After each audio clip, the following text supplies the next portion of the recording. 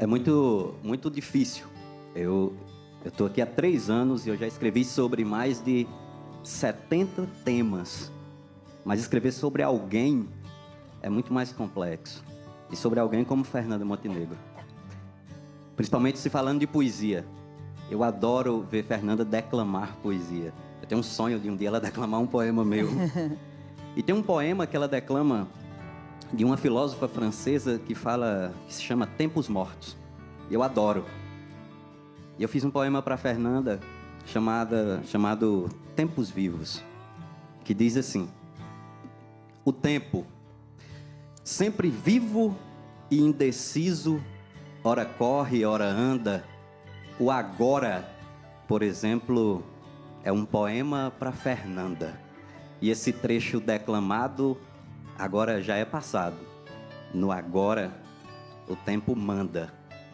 O tempo, Fernanda, lhe modelou, lhe arrancou do seu ninho, clareou seus cabelos, lhe bateu, lhe fez carinho.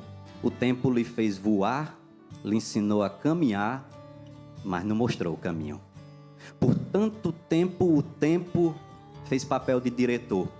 Um roteirista confuso, ora ódio, ora amor, gritando silencioso, tão claro e misterioso, feito mar para um pescador. O tempo lhe fez milhares, lhe fez única e repartida, lhe fez sorriso e lágrima, ser querida e agredida, cara limpa e batom. O tempo lhe deu o dom de ser morte e de ser vida. O tempo lhe fez atriz, lhe fez palco e cenário, lhe fez imaginação, e aí encontrou um páreo, pois para o tempo o artista sempre foi um adversário. Só o artista segura e faz parar o ponteiro, que faz o dia ser noite, o último ser primeiro, e que tem a ousadia de determinar o dia que será o derradeiro.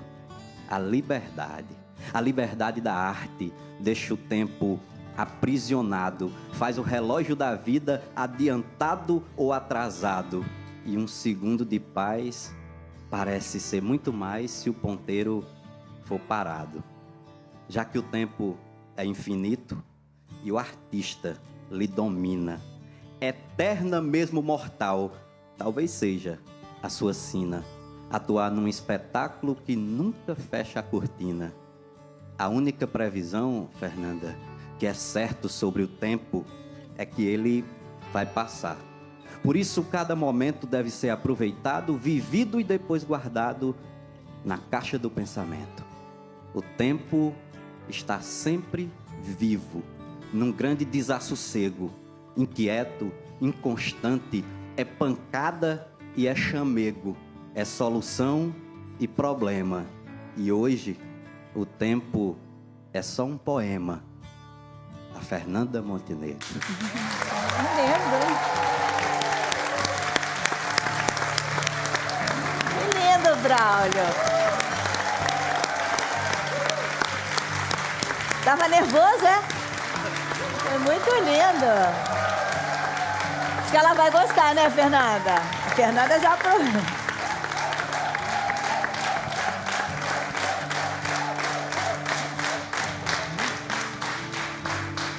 Bom, depois então de poema, vamos de música, que tá num vai, não tá maravilhoso? Bora! É porque, como ele falou, ele nunca tinha escrito sobre uma pessoa, né? Então aí deu um apertinho, né? E também falar uma coisa da minha mãe, que é essa mãe de todos nós, e é uma mãe incrível, incrível para mim. E teve uma hora que a minha avó, a Carmen, que também era uma avó e uma mãe incrível, ela ficou doente uma hora, e quem criou minha mãe por alguns anos foi minha bisavó, a avó dela. E é uma figura, essas figuras que acolhem e cuidam até hoje, é uma referência incrível para minha mãe. Olha só. Então, só dizer que, às vezes, dentro até de uma família, alguém tem que vir acolher, né? É verdade, tem momentos em que isso é necessário, certamente. Muito. Fernanda está lançando mais um livro, A Glória e seu Cortejo de Horrores. O terceiro, né? Terceiro livro. Terceiro livro. Lançamento no Rio de Janeiro hoje com Noite de Autógrafo. Hoje, Travessa do Leblon, vai ter lá a Noite de Autógrafo. E a frase no título é da minha mãe, já que estamos falando de família. Ah, ela que dizia, a Glória é seu Sempre cortejo de disse, horrores. minha filha é a Glória, com seu cortejo de horrores. Ou seja, no livro você fala de um ator que conhece essa Glória e que depois também conhece todo o período de fracasso, né? Esses Na altos e verdade, baixos. o livro começa com ele fazendo o pior rei Lear da história do universo. E aí ele começa a lembrar de como é que ele começou. Então o livro, no fundo, ele trata de 4 décadas de história, de cultura no Brasil e da nossa história também. Ele faz teatro político, ele participa do Desbunde, ele estoura como ator de telenovelas, ele arrebenta como um ator de teatro, ele participa de parte do Cinema Novo. Ele vem vindo e, atualmente, para se livrar dos problemas das dívidas com Rei Lear, ele entra numa novela bíblica. Uhum. Ele faz Sodoma. Ele está fazendo e assim vai a saga dele. Ou seja, é toda a construção de uma carreira mesmo, com todos os seus altos e baixos. E também do país, do país, da nesse nossa momento. história. 4 décadas, então, dessa arte no nosso país. Exatamente. A gente vai começar falando de um assunto super importante. Na quarta-feira, do dia que teve o jogo do Corinthians com o Fluminense, que o Corinthians se tornou heptacampeão brasileiro, uma cena logo na entrada dos jogadores em campo merece destaque. É esse momento aí em que os jogadores do Corinthians e do Fluminense estão entrando, além das crianças que normalmente dão as mãos aos jogadores, alguns filhos e tal. Tem outros jovens que vocês estão vendo maiores que fazem parte dos 7 mil, são alguns dos 7 mil jovens que estão à espera de uma adoção. Eles participaram desse momento. Isso tudo faz parte de uma campanha chamada Adote um Boa Noite, do Tribunal de Justiça de São Paulo. E a ideia é levar esses jovens até lá para que eles possam... são jovens entre 8 e 17 anos, né, Iberê? O Iberê estava lá, né? Exatamente. A gente participou dessa ação lá no Corinthians, na final do Campeonato Brasileiro. O jogo acabou sendo o último. Final antecipada, né? Exatamente.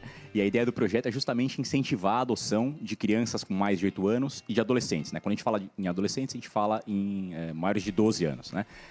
Então eles foram selecionados em alguns fóruns de São Paulo, especialmente Santo Amaro e Tatuapé. E aí foram selecionados com cautela, tem um estudo psicológico para ver quais deles estão aptos a participar disso, né, de um projeto como esse. É uma coisa feita com muito estudo, precisa ser feito devagar.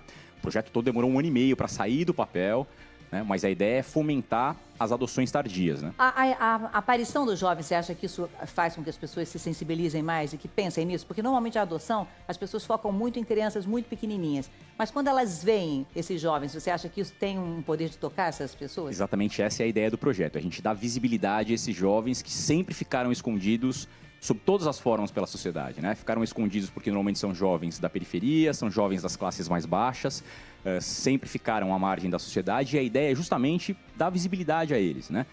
Também como forma de conscientizar a população dessa possibilidade da adoção tardia, né? Não é de forma nenhuma condenável que a pessoa queira adotar uma criança recém-nascida, cada um sabe a adoção que quer fazer, né? Não dá para condenar quem diga, não, só quero adotar crianças pequenas, isso de forma nenhuma é condenável. Mas é importante colocar esse tema para o debate social, né? Da possibilidade da adoção também de crianças com mais de 8 anos e de adolescentes, com a vantagem de que não há fila para essas hipóteses. É isso que eu ia dizer, até porque para você adotar, você fica muito tempo esperando, né? Exatamente. As pessoas que adotam sofrem dessa angústia de não saber quando essa criança vai chegar. E às vezes vendo, eu já tive chance de mostrar aqui no programa, pessoas que ao verem uma imagem assim, imediatamente identificaram ali um possível filho. Olhou e falou, eu quero, essa criança veio para mim. Então é importante, a gente sabe, a gente tem filho, a gente sabe como é importante ter esse suporte familiar. Como faz falta isso para uma criança, né, Fernanda? Nossa, e você falou uma coisa interessante, a gente estava conversando antes sobre essa questão de ser lenta a adoção. Você falou uma coisa muito interessante que era, muitas vezes é lenta porque quer o recém-nascido da mesma cor da família que está adotando, e às vezes se você abre um pouco, né?